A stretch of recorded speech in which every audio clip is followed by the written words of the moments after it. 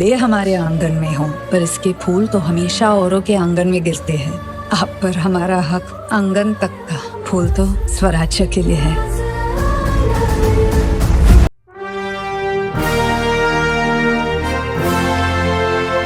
Hello friends, welcome to Cini Kural channel. இன்னைக்கு ராஜா சிவாஜி அப்படிங்கிற ஒரு மராத்தி திரைப்படம் ரிலீஸ் ஆயிருக்கு. அதை பத்தி ஒரு திரை விமர்சனத்தை பார்த்துருவோமா? ரிதேஷ் தேஷ்முக் எழுதி நடித்து இயக்கியிருக்கும் சத்ரபதி சிவாஜியின் வாழ்க்கை வரலாற்று படமான ராஜா சிவாஜி எப்படி இருக்கிறது அப்படிங்கிறது தான் இந்த திரை விமர்சனத்தில் பார்க்க போகிறோம்.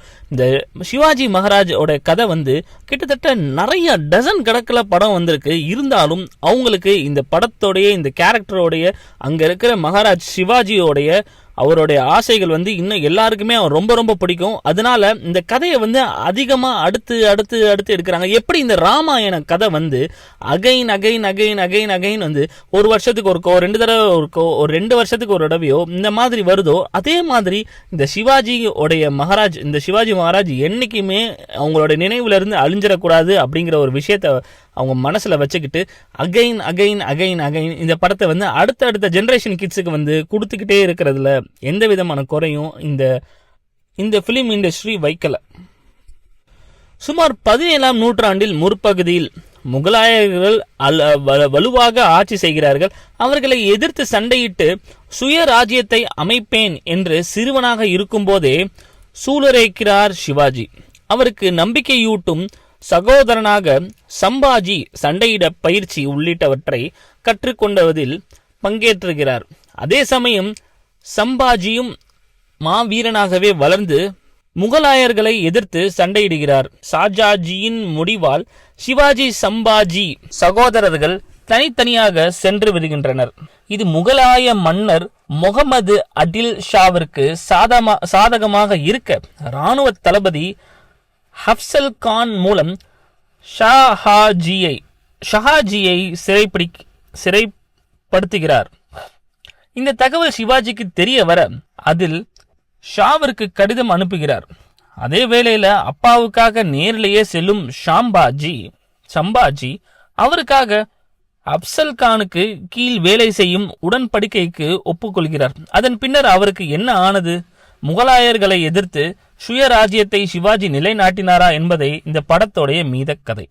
100 கோடி பட்ஜெட்டில் எடுக்கப்பட்ட முதல் மராத்தி திரைப்படம் என்ற பெருமையுடன் ரிதேஷ் தேஷ்முக் இப்படத்தை நடித்து இயக்கியுள்ளார்.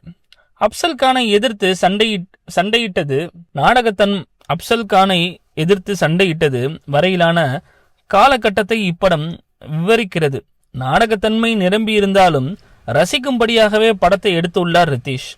சிவாஜி மகாராஜை மாவீரனாக காட்ட வேண்டும் என்பதற்காக சூப்பர் ஹீரோவை போல் காட்டாமல் அவரும் ஒரு மனிதர்தான், ஆனால் தமது இன மக்களுக்காக போராடி இருக்கிறார் என்ற காட்டிய விதம் மூலம் ரிதேஷ் தனித்து நிற்கிறார். அதே சமயம் சண்டை காட்சிகளில் ஆக்ரோஷத்தை காட்டவும் அவர் தவறவே இல்லை. குறிப்பாக சிற்றரசர் ஒருவரை அவரது ராஜ்யத்துக்குள்ளேயே சென்று கொல்லும் காட்சியில் நடக்கும் சண்டை கூஸ் பம்ஸ் மூமெண்டா தான் இருக்கும். தானே இயக்கி கதாநாயகனாக நடித்திருக்கும் பிற நடிகர்களுக்கும் ஸ்பேஸ் கொடுத்திருக்கிறார் ரிதேஷ். சம்பாஜியாக நடித்திருக்கும் அபிஷேக் பச்சனுக்கும் மாஸ் சண்டை காட்சிகள் கொடுத்தது, வலுவான வில்லனாக சஞ்சய் தத்தை காட்டியது போன்றவற்றை உதாரணமாக கூறலாம். இஸ்லாமிய வெறுப்பு படமாக அமைந்துவிடக் கூடாது என்பதில் ரிதேஷ் கவனமாக இருந்து திரைக்கதை அமைப்பில் தெரிகிறது. அவரது எதிரிகளில் சொந்த மதத்தை சேர்ந்தவர்களும் அடங்குவார். இப்படத்தின் கதை சிவாஜியின் வாழ்க்கை வரலாற்றை குறித்தாலும் மத அடையாளத்தை வலியுறுத்தாமல் அதிகாரத்தை தேடி அலைபவர்களிடம் அட்டூழியங்களின் தன்மையை காட்டியிருக்கிறது. நடிகர்களை பொறுத்தவரை ரிதேஷ் தேஷ்முக் தேவையான இடங்கள்ல மட்டும் ஆக்ரோஷத்தை வெளிப்படுத்தி இருக்கிறார். மற்ற சமயங்கள்ல நிதானமான திட்டங்களை தீட்டுகிறார். இப்படிதான் சிவாஜி இருந்திருக்கிறாரோ என்பதை கண்முன் நிறுத்தி இருக்கிறார் ரிதேஷ். அபிஷேக் பச்சனுக்கு நல்ல கதாபாத்திரம், அதனை அவர் சிறப்பாக செய்துள்ளார். வில்லத்தனத்தை அசால்ட்டாக செய்யக்கூடிய சஞ்சய் தத் இராணுவ தளபதி கதாபாத்திரத்தை தனக்கே உரிய பாணியில் மிக கச்சிதமாக செய்துள்ளார். மிடுக்கான ராணியாக வித்யா பாலனும், அமைதியான சிவாஜியின் மனைவியாக ஜெனிலியாவும், சிவாஜியின் அம்மாவாக பாக்யஸ்ரீயும் தங்களது பங்களிப்பை தந்துள்ளனர்.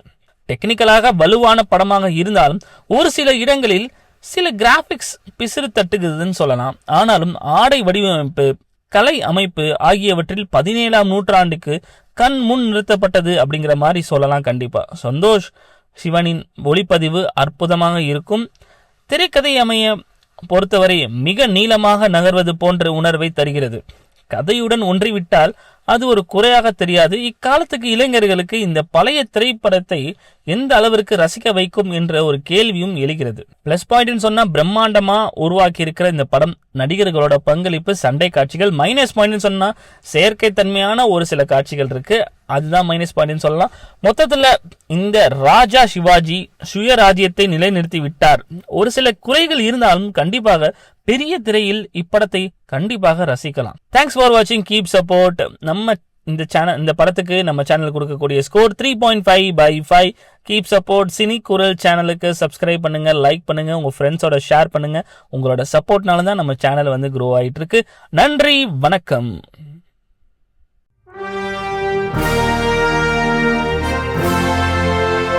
சினிமா ரசிகர்களே,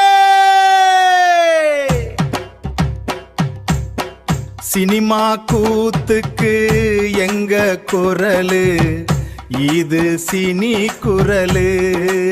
ஆமா, எங்க சேனல சப்ஸ்கிரைப் செஞ்சு ஆதரவு தாங்க.